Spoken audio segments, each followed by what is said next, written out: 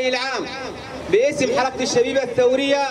وشبيبة حزب الاتحاد الديمقراطي بيدة ندين بأشد العبارات الهجمات التركية الأخيرة على ديريك وسنجار، هذه المناطق التي تنعم بالأمن والأمان والاستقرار، والمناطق المكتظة بالسكان المدنيين، وجميعنا نعلم ما هو الهدف من هذه الهجمات الجبانة، ما هي إلا هدف واحد وهو